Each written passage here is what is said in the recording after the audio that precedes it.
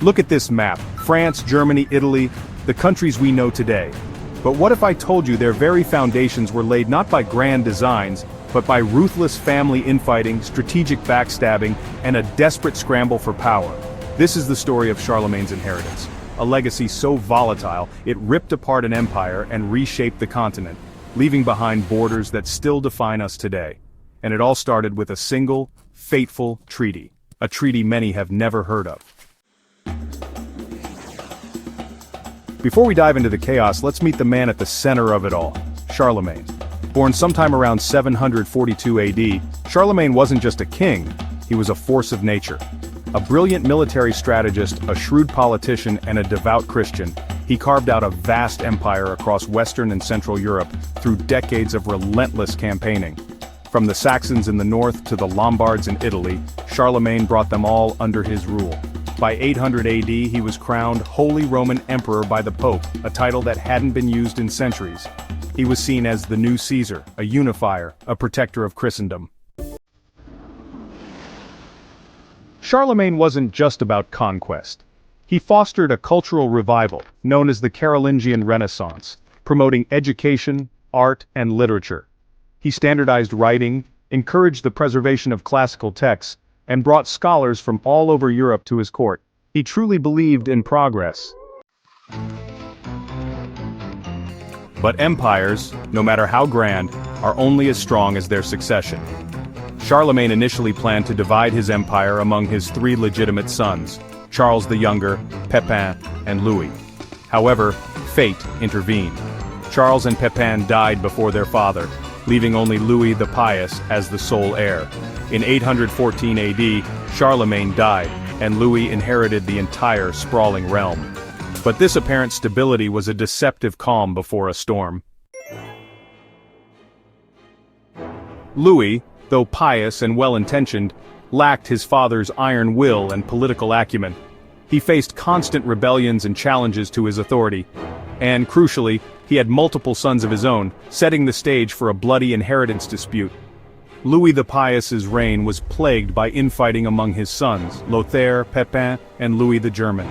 He tried to divide the empire fairly, but his attempts only fueled their ambitions. After Pepin's death in 838, the situation became even more complicated, with Charles the Bald entering the picture, born from Louis's second marriage. These sons were power-hungry and constantly vying for more territory, and the death of Louis the Pious in 840 AD unleashed a full-blown civil war. For 3 long years, the brothers battled each other relentlessly. Lothair, as the eldest, claimed supremacy, but his brothers, Louis the German and Charles the Bald, refused to accept his authority.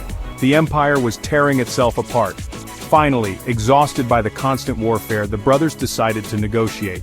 In 843 AD, they met in Verdun and hammered out a compromise, the Treaty of Verdun.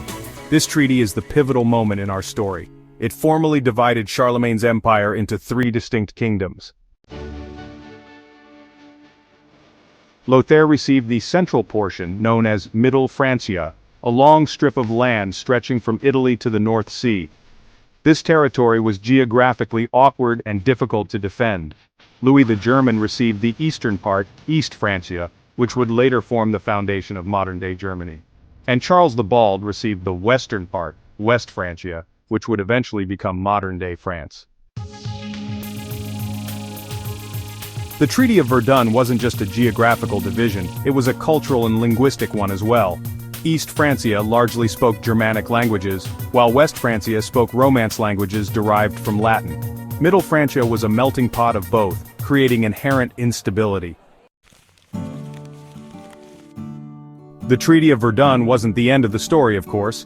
The borders shifted and changed over the centuries through countless wars, alliances, and political maneuvers. But the seeds of those changes were sown at Verdun.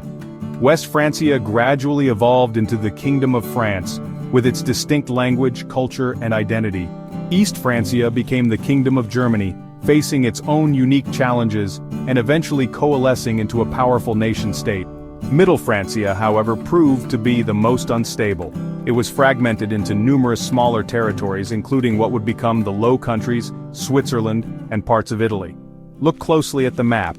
you can still see the ghost of Charlemagne's empire in the borders of modern Europe. The Rhine River, for example, has served as a boundary between France and Germany for centuries, a legacy of that initial division. So why is this crucial moment in history often overlooked? Perhaps because it's complex, messy, and doesn't fit neatly into national narratives.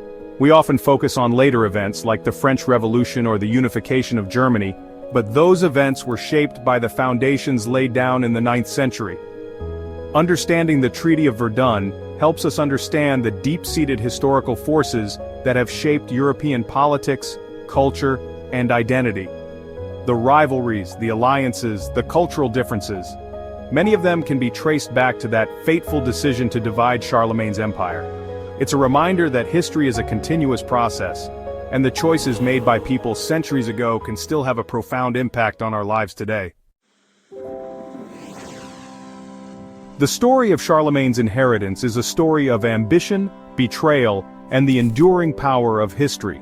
It's a story that reminds us that even the grandest empires can crumble, and the decisions of a few can shape the destiny of millions. If you found this video informative, give it a like and subscribe for more deep dives into history. What other moments in history do you think have been overlooked? Let me know in the comments below. And don't forget to share this video with anyone who might find it interesting. Thanks for watching.